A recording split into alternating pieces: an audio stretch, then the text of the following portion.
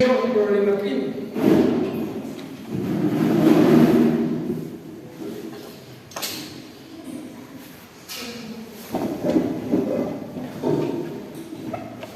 No, y ese problema clínico generalmente va a surgir dentro de nuestra práctica diaria. Como les decía la semana pasada, aproximadamente se dice que cuando uno hace su práctica diaria, por ejemplo, en la atención ambulatoria, en consultas, ¿no? Por cada paciente se generan entre 2 o 3 preguntas que no tienen respuesta en ese momento, ¿no? Entonces, esas respuestas nosotros debemos buscarlas. Lo que se recomienda es con la metodología de la medicina basada en evidencia. Recordar que esos son los pasos en los procesos de medicina basada en evidencias: la pregunta de investigación, la laguna de conocimiento, ¿no? La cual nosotros no tenemos una respuesta en ese momento, ¿no? Después de ubicar la pregunta, después de estructurarla de manera adecuada, vamos a pasar a hacer una búsqueda en las fuentes de información. Generalmente, cuando nosotros queremos hacer búsquedas de estudios primarios, vamos a utilizar PubMed. En los casos, si queremos buscar en nuestro idioma, probablemente las bases de datos no sean las mejores, pero el Cielo, el Sevier son una de las bases de datos que podrían ayudar.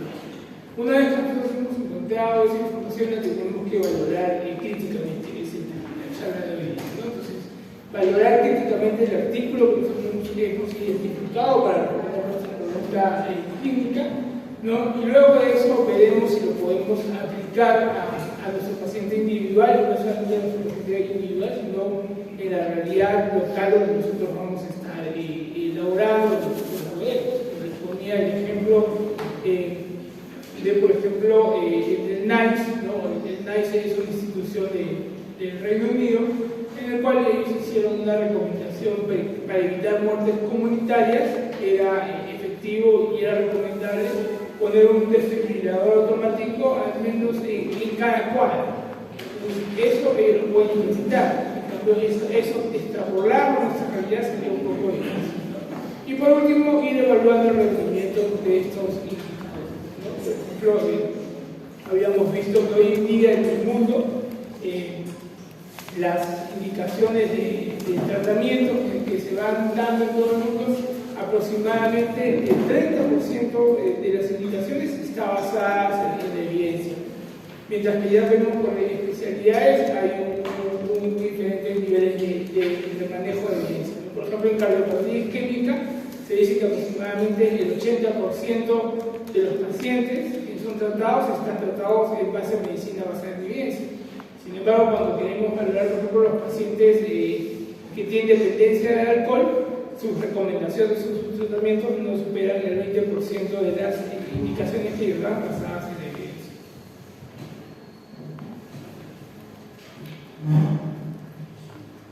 Cuando tengamos una pregunta de tratamiento, por ejemplo, nos dicen que hay una nueva vacuna para prevenir el herpes virus, ¿no? ¿Qué tipo de estudio tendría que ser? Ensayo clínico. Eso deben tenerlo bien muy claro. Es una pregunta de examen. Tengan en cuenta eso. Cuando nosotros estemos valorando tratamiento o alguna intervención, nos dicen, por ejemplo, que escuchar Mozart mejora el rendimiento de nuestras notas. ¿En qué tipo de estudio tendrían que basarse para darnos esa recomendación? Si nosotros quisiéramos aplicar la medicina basada en evidencia.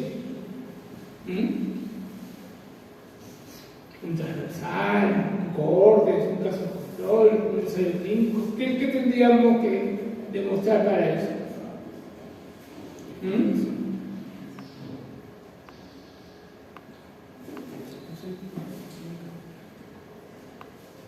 ¿Nada?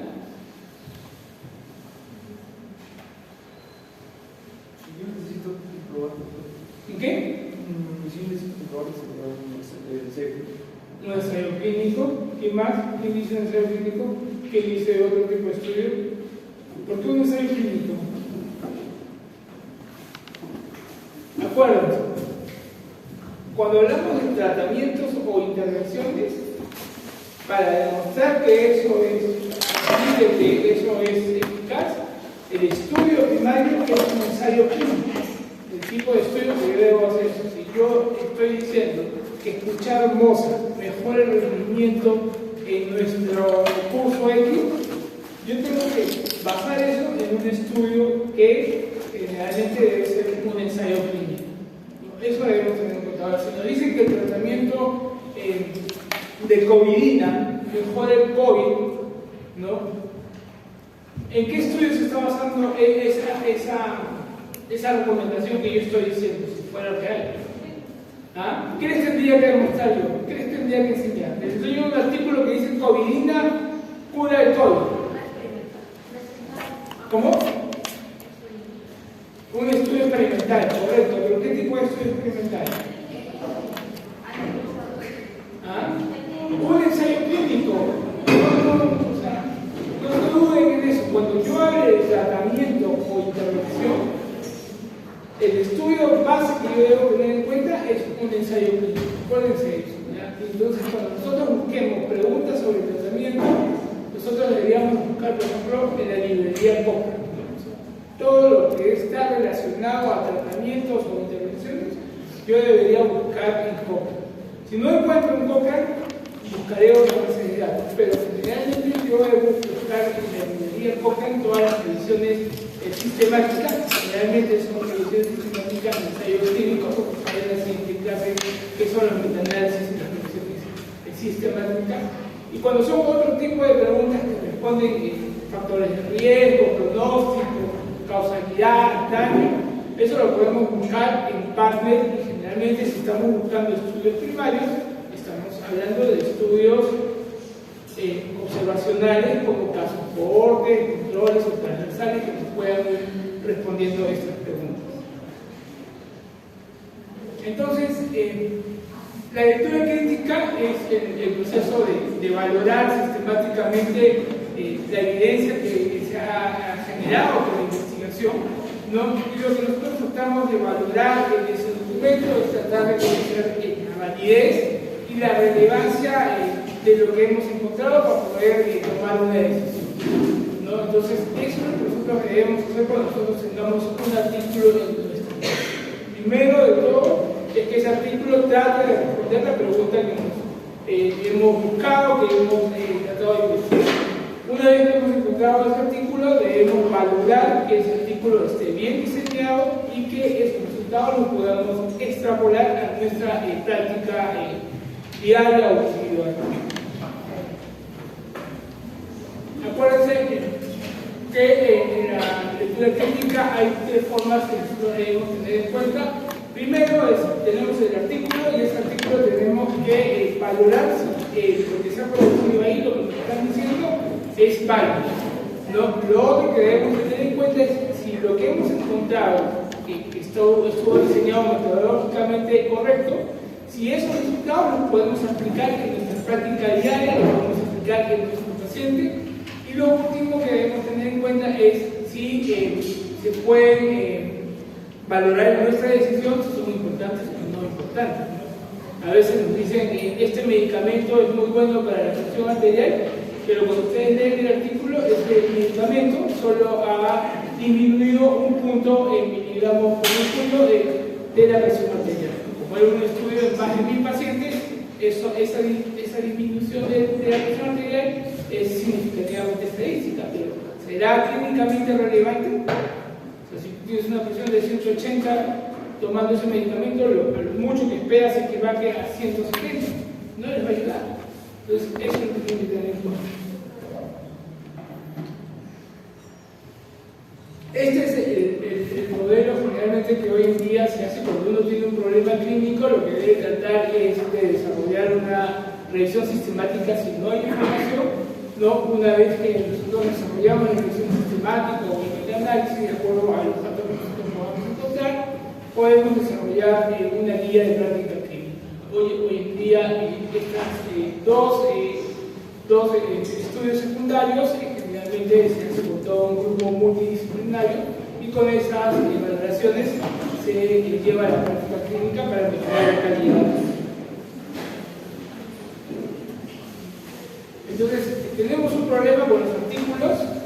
Generalmente tenemos este cuadrito de acá de contingencia de 2×2, en el cual vemos la relevancia del artículo, ¿no? Y la validez del artículo. Entonces, hemos dicho en la clase pasada que había más de 20 millones de artículos, por ejemplo en PubMed nada más, ¿no? Y PubMed representa el 60 al 50% de toda la información disponible en el mundo de salud, ¿no? Y entonces tenemos estos problemas. Entonces, tenemos artículos que son válidos y que son relevantes. Tenemos artículos que no son válidos, pero sí son relevantes o no son relevantes. Entonces tenemos todas esas condiciones que pueden caer, ¿no? ¿Cuál es la que a nosotros nos conviene? De esos cuadritos. ¿Qué artículos quisieran tener ustedes para leer, para tomar decisiones, para ir a la red efectiva? ¿Quieren artículos relevantes y válidos? O sea, quieren que caiga en el cuadrito superior, ¿no? Si ustedes están mirando, es superior izquierda, ¿no? O sea, el plomito que está ahí. ¿O no? No ha salido de ustedes. No está la... O sea, lo que nosotros queremos es, si tenemos un artículo en nuestras manos para tomar una decisión en el paciente, ¿qué queremos nosotros? Que ese artículo sea válido, ¿no? Y que ese artículo sea relevante, ¿no? Sí. ¿Y cuántos creen que hay esos artículos en el mundo? De los 20 millones de artículos.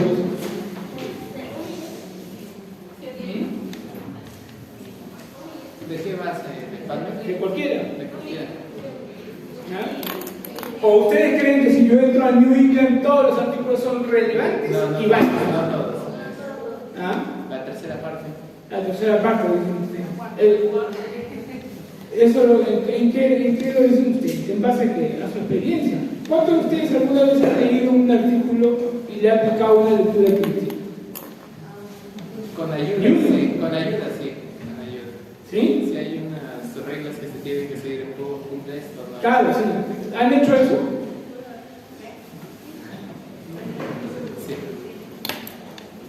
A ver, si han hecho eso, entonces van a saber que encontrar artículos relevantes y válidos es muy difícil, no es tan sencillo.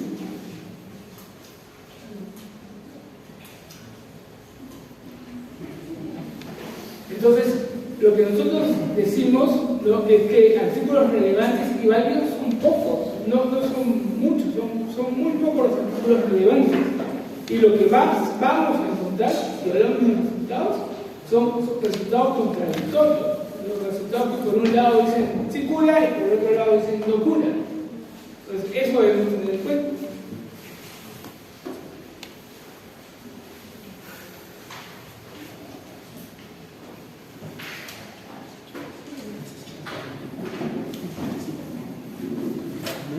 Doctor, Sí. ¿van a necesitar pulmones? No. Entonces, como vemos ahí, desgraciadamente la mayoría de los artículos no son relevantes y no son válidos. Entonces, por eso es muy importante que cuando ustedes hagan sus prácticas clínicas diarias y investiguen, traten de tener un instrumento que les ayude a identificar artículos que sean relevantes y artículos que a su vez también sean válidos. O sea, este cajón. Nosotros necesitamos que los artículos que nosotros utilicemos para tomar decisiones estén en ese cajón. Y cuando hablamos de tratamientos, ¿qué tipo de estudio primario es? Ensayo clínico. Ensayo clínico. Entonces necesitamos un ensayo clínico como estudio primario, un ensayo clínico que sea relevante y sea válido. Para que sea relevante y sea válido, nosotros tenemos que valorarlo clínicamente. Ahora, si queremos hablar de estudios secundarios, obvio, en la pirámide están las revisiones sistemáticas y metaanálisis de ensayos clínicos. Las guías, disculpe, se basan en las revisiones sistemáticas. Claro, las guías son un conjunto de decisiones y recomendaciones basadas en la mejor evidencia.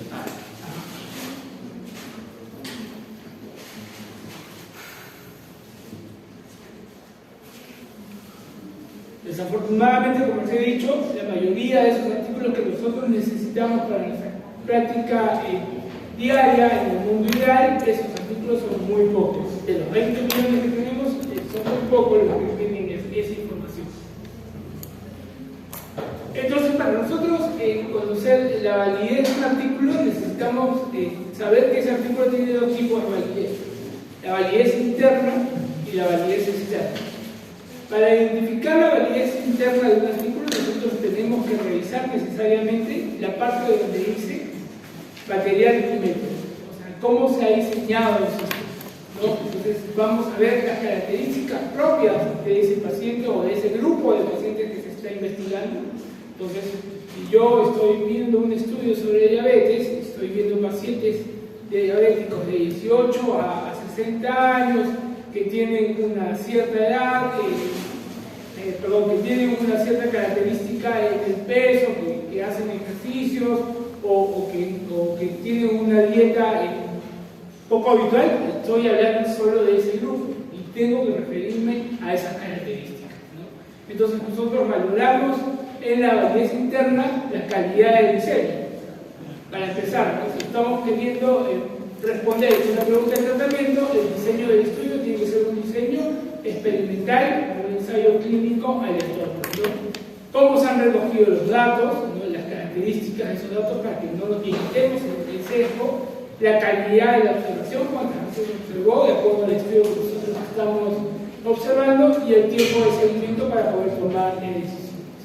Generalmente, la validez interna puede estar amenazada por los sesgos, los errores que nosotros podemos llevar a cabo durante el proceso de investigación, y por último también el azar puede jugar una mala pasada que debemos tener en cuenta a la hora de analizar los datos.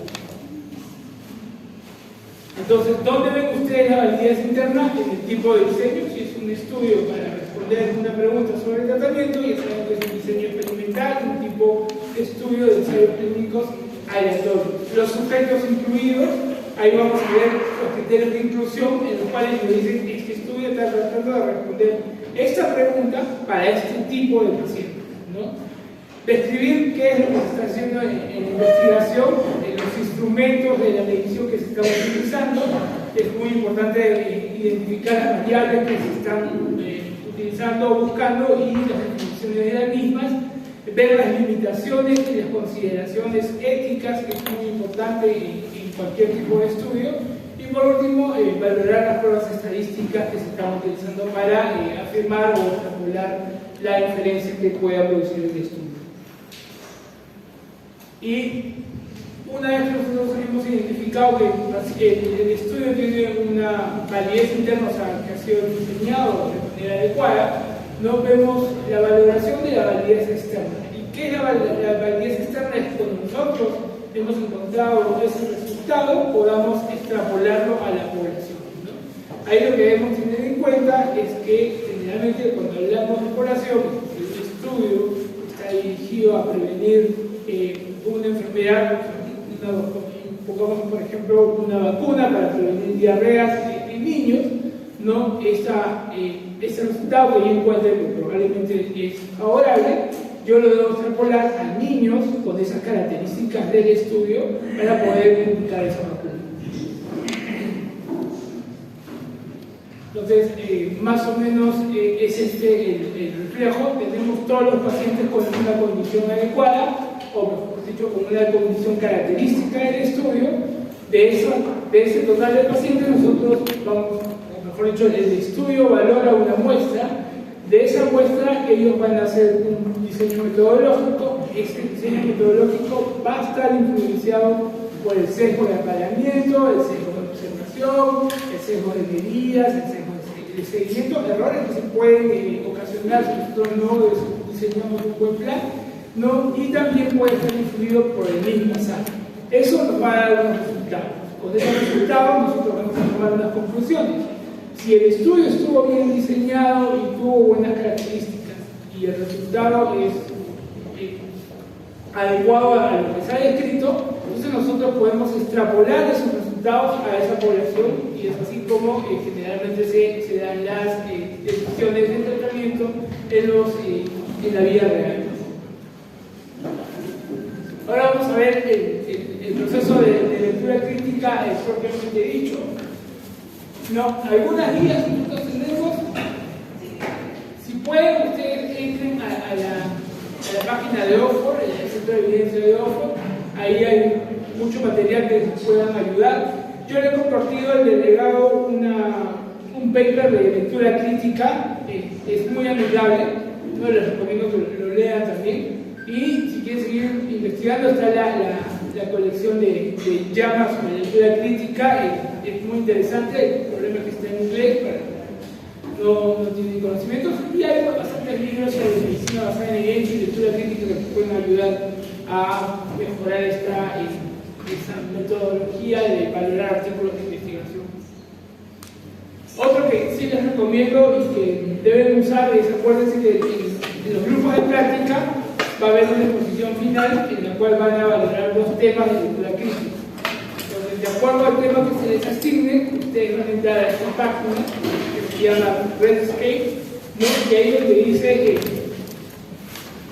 material o instrumentos para la lectura, acá donde dice instrumentos para la lectura crítica, ustedes van a entrar y acá están, de acuerdo al tipo de paper que se les dé. Por ejemplo, si a alguien se le da un paper relacionado sobre tratamientos, va a buscar el instrumento para responder preguntas de ensayos clínicos, o si se le dio un tratamiento con revisión sistemática, va a buscar el paper de revisión sistemática. De acuerdo a eso, van a valorar el artículo y aplicando estas preguntas van a hacer su exposición del artículo que se les dé de tarea. ¿No? Por ejemplo, este es el de ensayos clínicos, lo ustedes descargan, les sale un PDF con las preguntas y se valora. Generalmente, ¿qué se valora en la lectura crítica? Primero, si el estudio que nosotros hemos encontrado puede responder la pregunta clínica que hemos identificado, ¿no? Entonces, eso es muy importante. Después, valorar qué tipos de pacientes están respondiendo esa pregunta clínica. Lo otro muy importante es valorar cuál es la probabilidad de que estos hallazgos no sean consecuencia de algún sesgo o de un problema del azar, ¿no? Eso tenemos que valorarlo, ¿no? Y lo otro muy importante es cuál es la magnitud de la relevancia. Por ejemplo, si les dice el uso de aspirina previene los ACVs en personas hipertensas mayores de 60 años y le dice que tiene un riesgo relativo de 0.8, ustedes ya saben que 0.8 es un factor. 0.8 Sí, ¿es un factor? Protector. Entonces sí, efectivamente consumir aspirina puede prevenir ACV. Pero ¿cuál es el problema de ese 0.8 que les estoy diciendo así nomás? Ustedes como alumnos formados en medicina basada en evidencias. Porque si yo les digo que es 0.8 así nomás, estamos hablando igual que la medicina de antaño. O sea, me están creyendo a mí nada más. Solo que ahora les estoy citando un valor. ¿Qué más necesitan ustedes? Acuérdense. El intervalo de confianza. Entonces, yo digo que a ese riesgo relativo, odds rate, o el número que ustedes le pongan ahí al costado, siempre pregunten cuál es el intervalo de confianza. ¿Cuál es ese rango del que usted está hablando? Si yo les digo, el uso de aspirina tiene un riesgo relativo de 0.8 y su riesgo relativo va de 0.4 a 2.5, ¿qué dicen? No, porque llega No, darle la aspirina a otra persona, pero a mi paciente yo no le voy a dar segundo estudio, yo no tengo por qué darle aspirina. Pero, si el doctor te dice, o el artículo te dice, generalmente es el artículo, no la persona, el artículo dice, el riesgo relativo es de 0.8 con un intervalo de confianza de 0.4, 0.9, que recomienda protector, está bien. Claro, eso está diciendo que efectivamente en esa población, con esas características, el uso de aspirina previene el ACV y se puede dar si tú tienes un paciente con esas características. Esa es la manera como uno debería actuar a la hora de tomar decisiones. Recordar esto, cuando nosotros hablemos o tengamos una pregunta sobre prevención o sobre tratamiento, el estudio primario que nosotros deberíamos encontrar o leer para tomar una decisión sobre esa pregunta es ensayos clínicos. Eso no se olviden, es pregunta de examen, ¿no? Por favor, respóndame a esa pregunta. Es lo que nosotros deberíamos tener en cuenta. Cuando nosotros queremos evaluar preguntas relacionadas a etiología, a riesgo, a diagnóstico, a pronóstico, todo lo demás son estudios observacionales. ¿Sí? Para observación solamente para observaciones. Sí, la gran mayoría son para observaciones, para ver etiología, riesgo, pero no cualquiera, ¿no? Por ejemplo, si yo quiero evaluar riesgo, no voy a utilizar un estudio de prevalencia puntual. ¿Por qué no? ¿Qué estudio evaluaría yo para ¿Riesgo? Para riesgo, para conocer es un factor de riesgo. Observacional o por Podría ser metaanálisis, pero el metanálisis es muy costoso. Es más, o sea, los estudios experimentales son los estudios que demuestran causalidad, ¿no? Generalmente los estudios de riesgo están asociados a una probable causalidad. ¿Qué tipo de estudio yo quisiera ver que efectivamente hay causalidad? Por ejemplo, fumar causa cáncer de pulmón. ¿Qué tipo de estudio?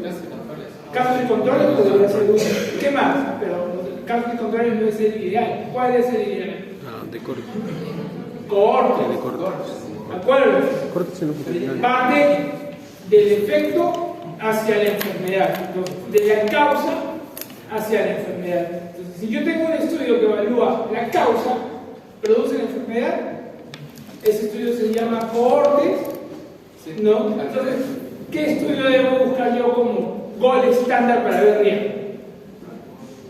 Ensayo. Causa, enfermedad. Causa, enfermedad, cohortes. ¿Qué estudio debo buscar yo para riesgos? ¿Estudios observacionales? Cohortes, estudios de cohortes. Ese es el gol estándar. Si no encuentro el estudio de cohortes, bajo un escalón. ¿Cuál es el siguiente escalón? Casos y controles. De la enfermedad hacia la causa, ¿no? De una manera retrospectiva voy a decir que probablemente ese sea el caso, ¿no? Pero no puedo buscar un estudio transversal, porque el transversal solo me toma una foto, ¿no? Como vimos en un grupo, por ejemplo, estábamos evaluando la insuficiencia renal crónica, y en el estudio decía que los pacientes con insuficiencia renal crónica presentaban un riesgo relativo, creo, o una asociación de 5 con los que tenían anemia. Entonces no podemos decir que la anemia causa insuficiencia renal. ¿Por qué no? Desde el punto de vista de ese estudio, no desde el punto de vista fisiopatológico, porque para eso ya ustedes ya saben que cuando los riñones están menos, de producción, por eso puede ser la anemia. Pero en el estudio decía que todos los pacientes que tienen insuficiencia renal tenían anemia y eso tenía un riesgo relativo de 5, por ejemplo. No es válido. ¿Por qué no deberíamos decir que no es una asociación? Porque fue transversal eso.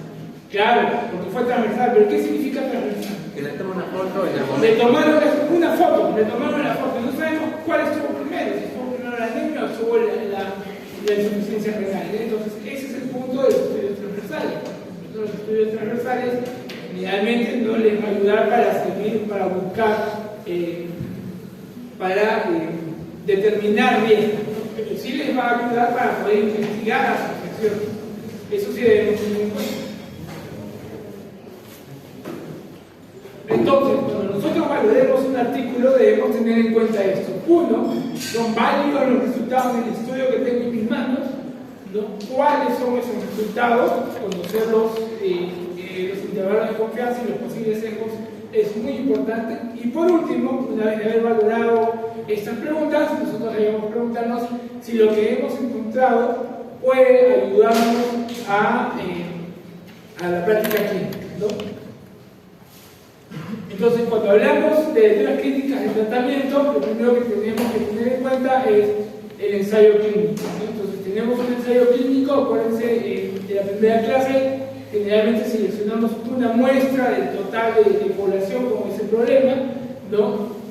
Una vez obtenida esa muestra, nosotros lo vamos a aleatorizar, o sea, prácticamente vamos a hacer un sorteo para que un grupo vaya al grupo experimental con la droga que se está postulando como una nueva alternativa versus el grupo control, que hoy en día el grupo control es el tratamiento estándar, el tratamiento que se utiliza hoy en día en ese tratamiento, ¿no? O en esa enfermedad o en esa patología.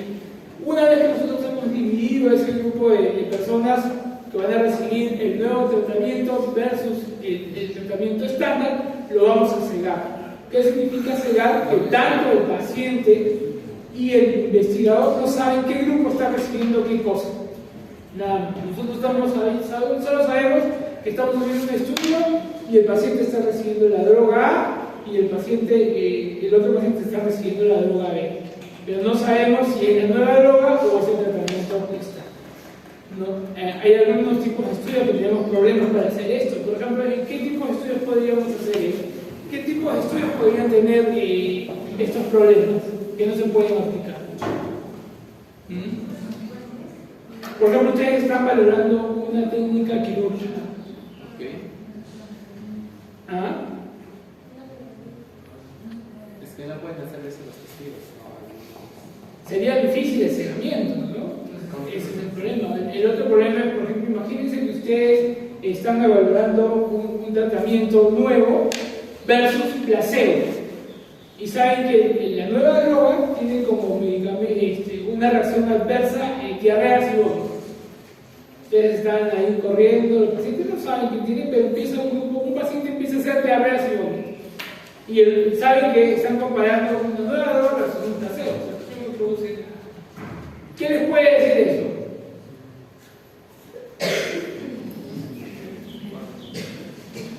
O sea que el placebo ocasiona la diarrea.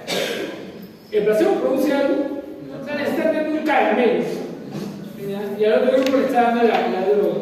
Entonces están corriendo, y dentro de sus estudios, de sus pacientes, un paciente empieza a desarrollar vómitos y diarreas, tal lo que describe la literatura como evento adverso de la diarrea. ¿Qué pensarían ustedes? ¿Que ese paciente probablemente esté recibiendo el tratamiento? Es obvio que primero van a descartar si la diarrea fue producida por otras causas, pero si el paciente empieza a hacer eso, es muy probable que el paciente esté recibiendo la droga de tratamiento. Esos problemas hay que tener en cuenta y saber manejarlos. Una vez que hemos hecho el cegamiento, vamos a darle el tratamiento, lo vamos a investigar, lo vamos a observar y por último vamos a tener un punto final en el cual esperamos una mejoría versus los pacientes que no han mejorado. En ambos grupos, una vez obtenido esos resultados, nosotros aplicamos las estadísticas y con luego los resultados hacemos el análisis y valoramos las conclusiones. Entonces, la lectura crítica sobre el tratamiento es un checklist que tiene 11 preguntas, ¿no? Generalmente las 3 primeras preguntas que ustedes leen de ese checklist generalmente son preguntas de eliminación. Si no contestan alguna de esas de manera afirmativa, ya no vale la pena seguir leyendo el artículo, así que empiezan a buscar otro. Es lo que debemos tener en cuenta, ¿no? Generalmente con las 3 preguntas es lo que deberíamos decidir si seguimos leyendo o no el artículo. Entonces, estas son las preguntas, ¿no? La primera pregunta es muy lógico, ¿no? O sea, se orienta el estudio a una pregunta claramente definida y sobre todo a la pregunta que yo estoy tratando de responder o buscando mi respuesta. Tiene que ser sí. Si es no, ya no tiene sentido seguir leyendo este artículo porque no responde tu pregunta de investigación, ¿no? Entonces, eso es lo que debemos tener en cuenta. Ahora, estamos hablando de tratamiento. Entonces, lo que nos piden es que los ensayos clínicos tengan una asignación aleatoria, o sea, que los pacientes se separaron a través de un método de aleatorización. Y no solamente eso, sino también debemos tener en cuenta que hubo cegamiento de los pacientes y de los, al menos en alguna parte, porque puede ser un ensayo de cegamiento solo de pacientes, ¿no? Entonces, eso debemos tener en cuenta. Si no se cumplen estos criterios, no tendría sentido seguir leyendo estos artículos. Por último, la tercera pregunta es: ¿fueron adecuadamente considerados hasta el final del estudio de todos los pacientes? Eso también debemos tener en cuenta. Todos los pacientes que ingresaron al estudio deben terminar el estudio. Ustedes van a encontrar en diferentes literaturas que dicen hasta el 20%, hasta el 10% se acepta de pérdida, y la verdad es que no se debería aceptar pérdidas, ¿no? Hay un consenso que dicen, bueno, sí, o sea, si tienes 200 pacientes y se te perdieron 10 pacientes, o sea, se te perdieron 20 pacientes de la muestra, tu estudio todavía podría ser válido, ¿no? Entonces, ese es un consenso, pero no es un consenso estadístico. Lo ideal es que todos los pacientes terminen el estudio, ¿no? Pero lo que se recomienda es que no se pierda más del 10% de la muestra. Si en las preguntas se contestaron de manera afirmativa en estas tres preguntas, nosotros seguimos con el artículo de investigación. Sí. Si mi muestra no es tan significativa, o sea, si yo no tengo, por ejemplo, un grupo tan grande y se reduce, no digo a 10%, pero ya lo dejo en una parte considerable de muestra que es muy pequeña, sigue teniendo significancia. Por ejemplo, si tu muestra es de 100 pacientes y se te perdieron 5, ¿cuánto es? Es el 5%. O sea, el consenso dice hasta el 10% puedes aceptar la pérdida de pacientes. Solo hasta el 10%. Sí, solo hasta el 10%. Ese es un consenso, pero hay otras metodologías que tú puedes utilizar. Entonces tú puedes valorar esa pérdida de pacientes y la distribuyes todas al peor resultado o al mejor resultado, ¿no? Y vas valorando. Entonces, para eso ya hay una forma de valorar el artículo, si es intención por protocolo o intención a tratar. Entonces ahí valoran ya cuántos perdieron el estudio, cuántos completaron el estudio y les van dando porcentajes. Entonces, de acuerdo a eso nosotros podemos valorar. Lo importante es que con el estudio te digan qué pasó con esa muestra. Si le incluyeron al final del estudio como, bueno, ya todos se murieron o todos se salvaron, y te dicen ahí los valores, eso se llama introducción al tratado de intención por protocolo, o te dicen simplemente que se perdieron y no se sabe más. O sea, te dijeron, y se perdieron 10 gatos, punto, nada. No entraron al análisis. No va a tener intención a tratar. Eso es lo que debemos tener en cuenta. Bien, entonces debemos tener en cuenta esto, el seguimiento tanto de los pacientes, de los clínicos o del personal del estudio es muy importante para valorar los resultados, ¿no? Lo otro que tenemos que tener en cuenta, lo ideal, generalmente pues, ver que los grupos de comparación sean similares, eso es muy importante, ¿no? Y lo otro que debemos tener en cuenta es que los dos grupos de pacientes tienen que ser tratados de igual manera, o sea, no debe haber ninguna diferencia, eso debemos tener en cuenta. Si al tratamiento, la droga de elección, por ejemplo, algo grotesco, si la droga de prueba que nosotros estamos valorando es un inyectable, el tratamiento estándar tiene que ser un inyectable. No le voy a dar vía oral, o sea, ya no estoy cegado, o sea, ni el paciente se va a saber porque va a saber lo que está pasando. Entonces, eso es lo que debemos tener en cuenta. Lo otro que debemos tener en cuenta son los resultados, la magnitud del resultado, porque no es lo mismo decir un riesgo relativo de 1.2, ¿no? Versus un riesgo relativo de 5. Estamos hablando de 5 veces más la probabilidad de que genere un desenlace, mientras que 1.1 es 1.1 veces, es muy poquito. Si aparte de eso, ver la precisión. ¿Y qué vemos en la precisión? Vemos el intervalo de confianza. Lo otro que tenemos que tener en cuenta son estas medidas de intervención, el OR, el riesgo relativo, la reducción del riesgo relativo, la reducción del riesgo absoluto, cómo influyen, ¿no? Y el número necesario a tratar o el número necesario a dañar. Por ejemplo, esto lo vamos a ver en una clase aparte, pero lo que debemos tener en cuenta con estos valores es que generalmente nos indican de cuánto es el efecto que hemos percibido del estudio que estamos valorando.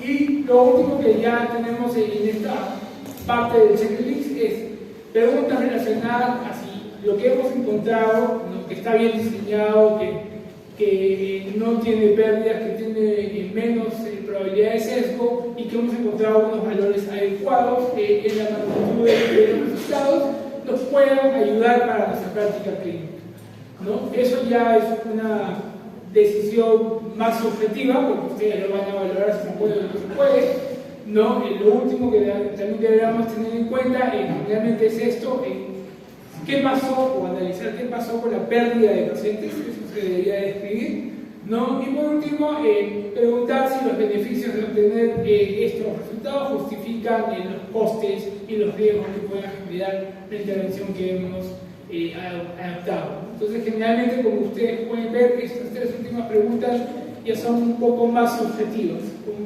Un ejemplo adelante lo vamos a ver. Las primeras 8 preguntas son muy objetivas, están bien descritas y las puedes correlacionar con el paper. Ya estas últimas 3 preguntas son muy subjetivas porque si es un paper que se hizo en el Reino Unido, pues tendríamos que valorar si se puede aplicar acá en Perú. Sí. Y entonces esas 8 preguntas, las iniciales, si es que esas salen bien, ¿la considero válida a pesar de que esas 3 no salen negativas? No, vamos por partes. O sea, para seguir leyendo el artículo son las 3 primeras preguntas. O sea, si en las 3 primeras preguntas alguna de ellas no contestas afirmativamente, tienes que pasar, ¿no? Busca otro paper, ¿no? Imaginemos que tienes un pool de 5 papers, no te vas a leer los 5 papers, vas pasando eso. Pero si tienes uno solo, pues sigues el ejercicio. Las otras preguntas que yo digo que son objetivas en el sentido que están en el paper. ¿Ya? O sea, los resultados que tú vas a mostrar después de preguntas, el paper dice esto, no lo digo yo. El paper dice, se encontró un riesgo relativo de 0.4 y no muestra intervalo de confianza. ¿Ya? Tú vas a valorar ese punto. Pero estas preguntas, estas 3 preguntas, son subjetivas porque dependen del que valora el artículo. Imaginemos que es un artículo que se está valorando, como vamos a verlo más adelante en el caso, pero imaginemos que tenemos un problema que ustedes necesitan un dispositivo que generalmente esté en la ciudad, ¿no? El aplicar este dispositivo está en la ciudad. O imaginemos un paciente con dolor torácico, ustedes deben pedir las troponinas, ¿no? Eso está valorado. En el mundo van a encontrar, es una buena práctica clínica, se recomienda. Pero si ustedes están en el monte y tienen un paciente de 60 años o eso, que está con dolor torácico, fuma como loco, ¿ustedes van a esperar troponinas para su decisión? No, además ni siquiera en su protocolo lo debería incluir porque no tienen. De repente en su protocolo de gestión para que traigan las troponinas a ese local, no lo sé. Pero para la atención de ese paciente, o sea, por eso no se van a quedar bloqueados, ¿no? Entonces, eso es lo que debemos tener en cuenta. Eso es lo que evalúa esto. Si ese resultado que yo he encontrado se puede aplicar en nuestra práctica clínica. ¿Ya? Lo otro, como les decía, es valorar, oye, ¿y esto que cuesta 50.000 soles le puede pagar esa persona que tiene un sueldo mínimo de 500 soles? ¿No? Eso de que está ahí es subjetivo. Eso es lo que debemos tener en cuenta. Nada más.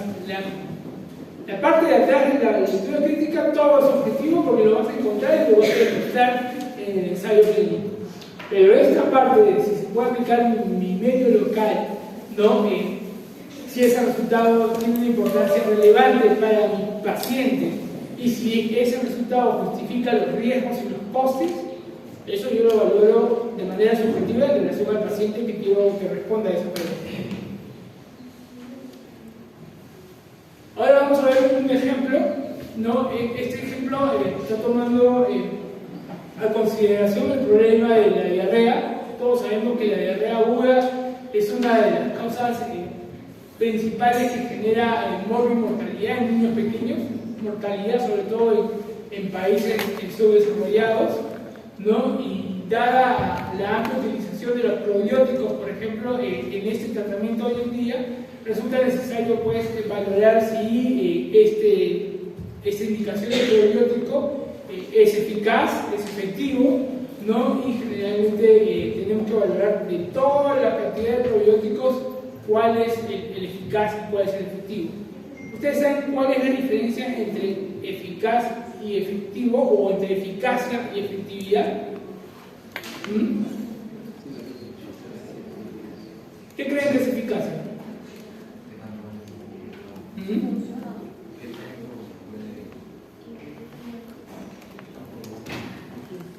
Estos son dos términos que van a tener que manejar.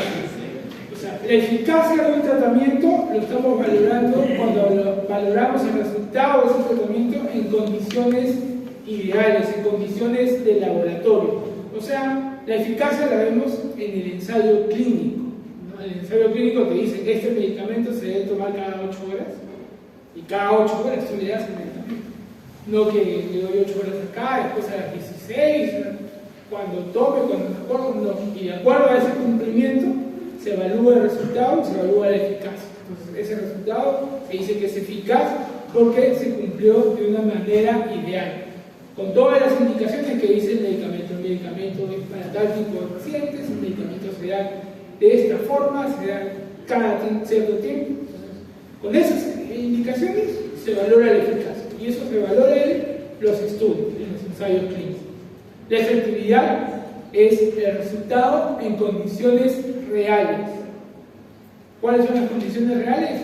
Yo ahora soy un hipertenso, pero el hipertenso decía, por ejemplo, hipertensos que no fuman. No, yo soy un hipertenso fumador. Hipertensos no obesos.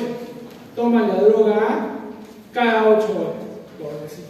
Pero yo soy un hipertenso fumador, obeso, ¿no? Y tomo la droga, hoy día sí, mañana no tomo, pasado mañana tomo a las 8 horas, después tomo a las 8, 2, a las 8 de la noche, no lo sé así. Tomo el medicamento cuando lo quiera y no cumple las características del estudio. Pero aún así solo la inversión baja. Eso se llama efectividad, ¿no? Entonces el resultado es ese. ¿Qué es lo que ustedes buscan en un medicamento? ¿Que sea eficaz o que sea efectivo? Efectivo. Realmente nosotros buscamos la efectividad y desafortunadamente la eficacia y la efectividad no tienen los mismos valores. Un medicamento te dice, por ejemplo, la vacuna del BCG tiene una eficacia, si no me equivoco, del 80, 90% o hasta más, pero su efectividad es algo por encima del 50%. ¿No? Entonces, ¿por qué? Pues, por ejemplo, ¿no? Para poner la vacuna del BCG necesitamos una cadena de frío adecuada. Y fuera de Lima, no sabemos si la cadena de frío sirve. Por ejemplo, yo trabajaba allá por los años 2000 en un servicio, no, antes de TUS, en un servicio que se llamaba Brigadas de Intervención. ¿Qué decía? Yo trabajaba en la selva, ¿no? En la selva de Oxapampa. Iba a comunidades, ¿ya? Una vez al mes, solo estaba un día en esa comunidad, ¿ya? Y en esa comunidad le dábamos todas las intervenciones, vacunas a los niños. Y de ahí ya no los volvíamos a ver dentro de 2 meses. O sea, cada 2 meses visitábamos a esa comunidad, pero no solamente eso. Y no íbamos con todo, pues íbamos con un cooler, cuando fuera un cooler, íbamos con nuestra cajita de chup y ahí metíamos nuestras vacunas. ¿Ya? Y después de esa comunidad teníamos que caminar 10 horas, 6 horas en el mejor de los casos. ¿Ya? Y después de esa caminata con ese cooler, sacar las vacunas para el siguiente grupo. Entonces, la temperatura que se recomendaba ahí ya no era esa temperatura. Lo más probable es que esa vacuna no esté sirviendo. Cuando se ha hecho un estudio ya de manera global, se decía que probablemente el 80% de las vacunas que se ponen fuera de Lima no eran efectivas. Entonces, eso debemos tener en cuenta. Igual con los medicamentos, hay otro tipo de medicamentos que vemos que tienen esas condiciones, pero al final no pasa nada y sigue siendo efectivo.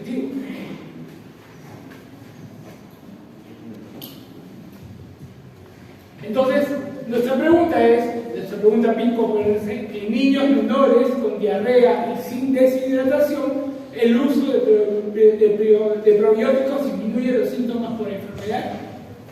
¿Cuál es la población en esta pregunta? Los niños con diarrea. ¿Los niños? Con diarrea. ¿Los niños con diarrea nomás? Sin deshidratación. Y sin deshidratación, esa es la población que nos estamos buscando. ¿Cuál es la intervención? Probiótico. El uso de probióticos.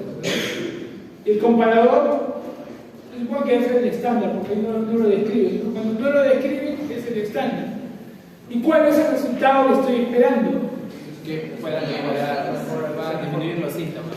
disminución de los síntomas de la enfermedad, que en una buena pregunta de investigación debería poner más específico cuáles son esos síntomas.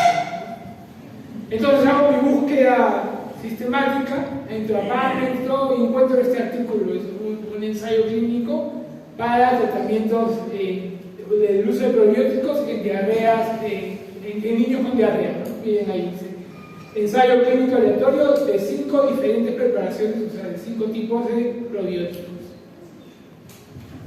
Encontré este artículo, seguro que si no otra parte busco, puedo encontrar varios, pero imaginemos que he encontrado este y he valorado esto.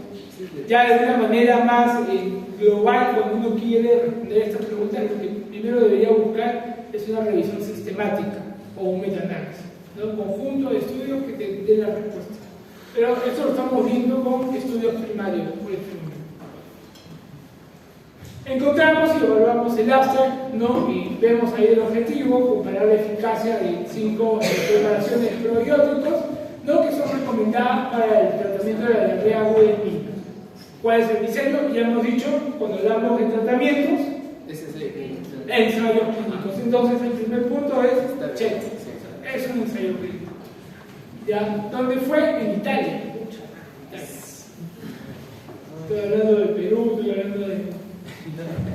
No, pero sigamos adelante, porque vamos a ver. ¿No? Ahora dice, la población, niños entre 3 y 36 meses de edad. Chévere, pasa con pediatría. ¿Cuál es la intervención? Dice, a los pacientes se les asignó de manera aleatoria, ¿no? Instrucciones escritas para recibir cada uno de los siguientes probióticos, ¿no? El primero, o el estándar, ¿cuál es?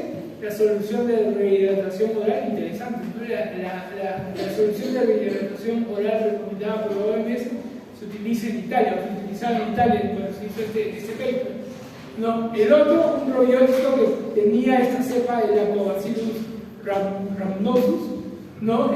El otro tenía un probiótico Saccharomyces, el otro Bacillus clausis, y el otro tenía una mezcla de varias cepas, ¿no? Y por último teníamos el quinto probiótico que tenía un enterococo. Entonces hemos visto que hay 5 probióticos y un estándar que es la sal de rehidratación.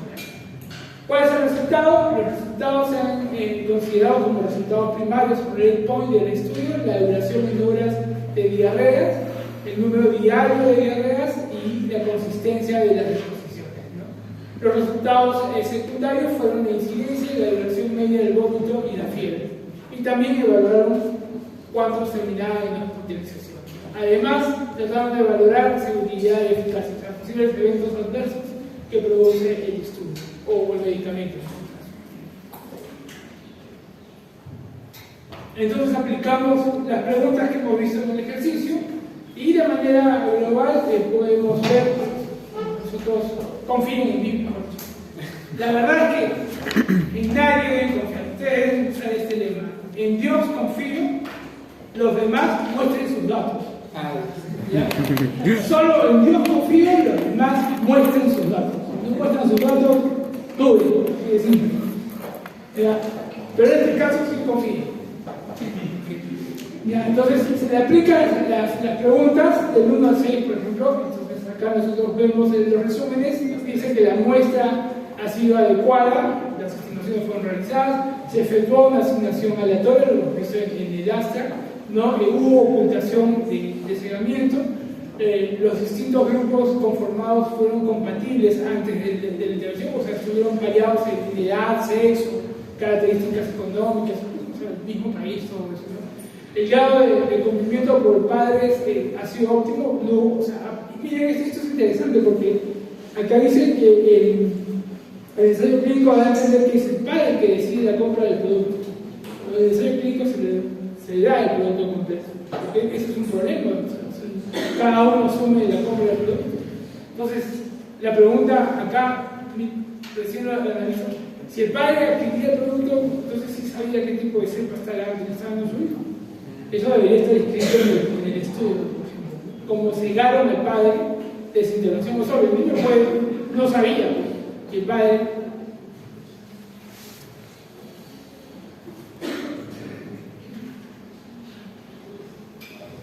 Después nos van a preguntar en las preguntas la validez del estudio, ¿no? Y vemos pues que si ustedes leen el artículo, hubo un seguimiento adecuado de los pacientes, ¿no? Miren acá, dice que se apreció una pérdida pequeña de los pacientes, que en el estudio lo especifican que no hubo esa pérdida.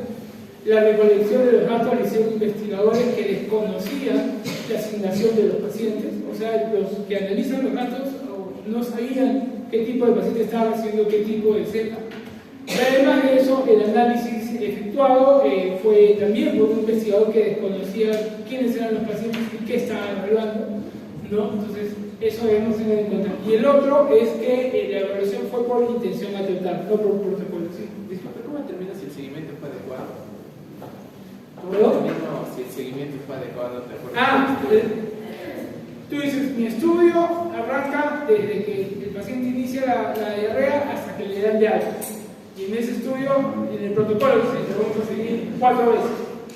Entonces, lo que está escrito en el protocolo se debe cumplir. Entonces, si es un checklist, no cumplió todo eso. No es que pueda mentir, por ejemplo, si se siguió y todo ello.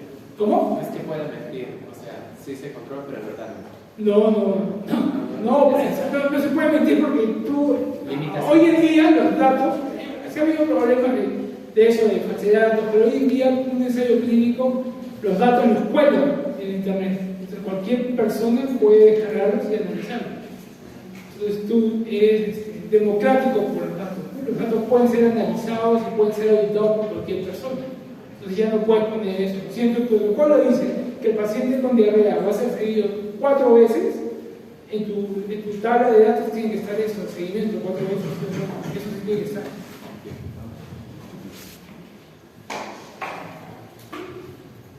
Bueno, ¿cuáles son los resultados? Acá obtuvieron pues que una mediana en el tiempo de la diarrea fue significativamente menor en los niños que recibieron esta cepa de Lactobacillus rhamnosus, ¿no? 78 horas menos. Además de eso, eso trajo una reducción relativa de la mediana de duración en el tiempo, aproximadamente de 32 a 33% en comparación con otros productos. Y al día siguiente de iniciado el tratamiento con probióticos se observó una disminución estadísticamente significativa en el número de deposiciones en los niños que recibieron la cepa de Lactobacillus rhamnosus. Entonces vemos que la cepa de Lactobacillus rhamnosus está produciendo diferencias en estos grupos, ¿no? No hubo diferencias significativas entre los grupos respecto a los puntos secundarios que se evaluó, como hospitalización, fiebre, ¿no? Y acá podemos ver de manera global estos grupos, el rhamnosus, que tiene una duración menor de las diarreas comparado con las otras cepas, incluso con las áreas de rehidratación, y también el grupo de las cepas que tuvieron varias, ¿no? O sea, tanto estos dos grupos tenían menos horas que los demás. Y acá vemos las últimas 3 preguntas. Dice, la moderada disminución en la duración de la diarrea observada en los niños que recibieron el probiótico con la cepa rhamnosus o los que recibieron las 4 cepas conglomeradas podría resultar interesante en algunos casos. O sea, si tú vas a usar probióticos, el estudio te recomienda que utilices estos tipos de probióticos, los que tienen rhamnosus o el que mezclaba 4 cepas. Ellos reducen el número de tiempo de las diarreas, ¿no? Lo otro es, dado que se excluyeron los casos con deshidratación y todos los casos tenían deposiciones semilíquidas en el primer día de tratamiento, no se apreció un impacto en el número de hospitalizaciones. Es obvio, yo solo estoy tratando a las diarreas leves, ¿no? Generalmente lo que uno le preocupa son las diarreas con deshidratación. Dice, para terminar de manera global, los resultados observados acá apoyarían lo encontrado con otros estudios. O sea, usar probióticos puede ayudar a disminuir estos tiempos de la diarrea, y lo otro que debemos tener en cuenta es que deberíamos usar esos 2 tipos de cepas si vamos a usar probióticos. Entonces acá dice que la aplicabilidad para nuestra práctica clínica es la diferente eficacia de los preparados de probióticos analizados, sugiere no insistir en este tratamiento como solución de un cuadro de diarrea. O sea, el mismo estudio te dice, no uses probiótico. En cambio, parece conveniente seguir remarcando los consejos habituales, los consejos que ya tenemos: régimen higiénico dietético, hidratación en casa, no es lo que se recomienda. En caso de querer utilizar, si aún insistes y quieres utilizar los probióticos, debes recomendar los que han mostrado eficacia. O sea, los autores te dicen que sigue tratando la diarrea como se debe tratar, como se recomienda. Si quieres usar probióticos, pregúntale al paciente, y si vas a seleccionar algún probiótico, recomienda estos tipos de probióticos. Entonces, como ven, esta parte ya es subjetiva para el cada uno. La pregunta es, tú estás en un pueblito del Cusco, 3.500 metros cuadrados, a 3.500 sobre el nivel del mar, perdón, y te llega un paciente con diarrea sin deshidratación. Lo único que tienes es el CIS te recomiendo tus sales de rehidratación oral. ¿Qué harías? ¿Recomendarías esto o no recomendarías esto?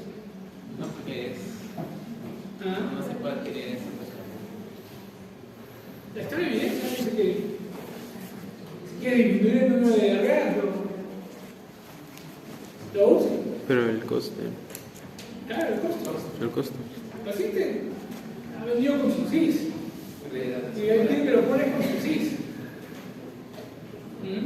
O estás en la selva, mi CIS, hay que. La mantengo. Que tenga. Lo mantengo con sal de red. Claro. Con las sales. Ahora estás en Miraflores, en San Isidro. Ay, sí, ahí. El doctor puede hacerlo con poquito. ¿Qué recomiendas? El tratamiento. El doctor es judío. También va con su CIS. ¿Por qué recomendarías ahí sí y por qué en el otro no? Porque el de Miraflores puede tener las posibilidades de comprarlo. ¿Pero por eso recomiendas? Porque además es un hombre que vive en la ciudad. Bueno.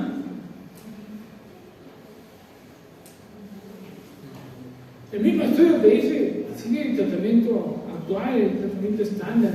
Dependería del paciente. Claro, depende del paciente. Yo, por ejemplo, cuando leí este paper, no tenía hijo, ¿no? y me parecía así, sigo el tratamiento de la OMS, ni siquiera le pregunté al paciente. Pero una vez cuando uno tiene hijo, cambia la situación.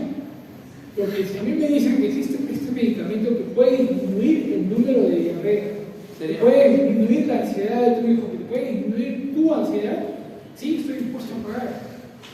Pero eso cambia. Entonces, por eso ustedes tienen que tener en consideración.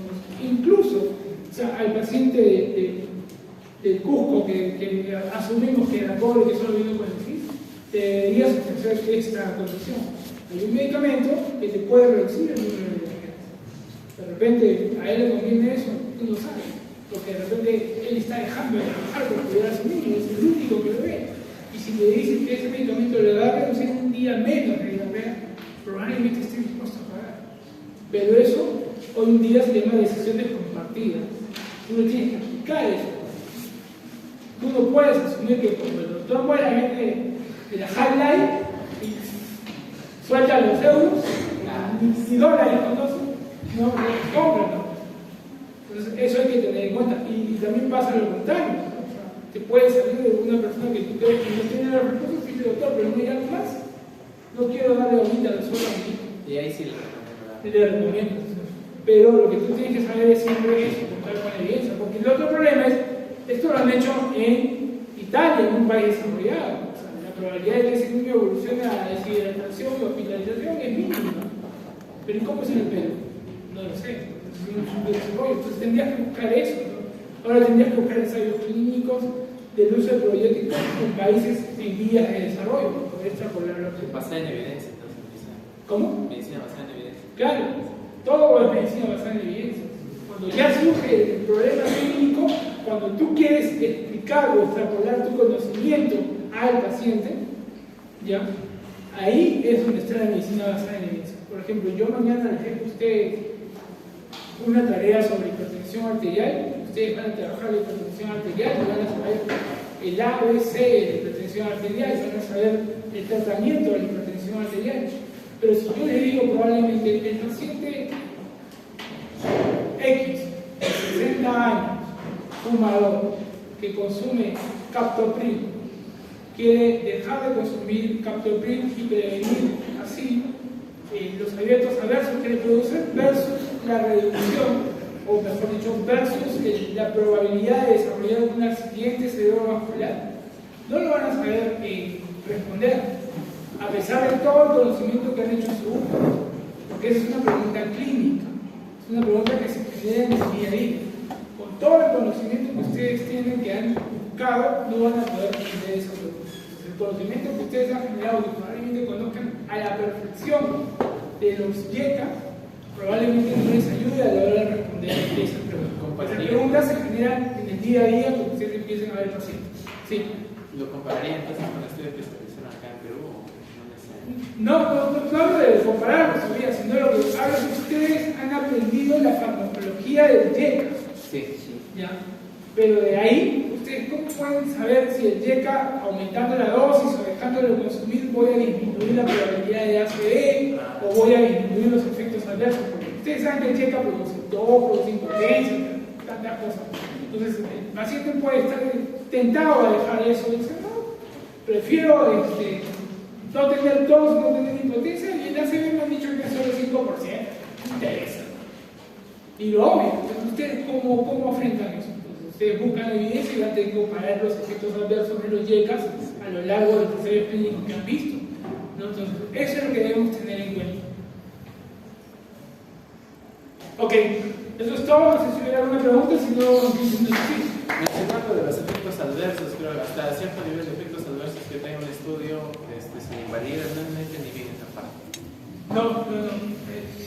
A ver, no te entendí. Sí, una parte creo que había mencionado acerca de los efectos adversos. A medida que el efecto adverso sea mayor, creo que se invalidaba el estudio. No, a ver, vamos por partes. O sea, todo estudio que genera un nuevo tratamiento se debe conocer sus efectos adversos.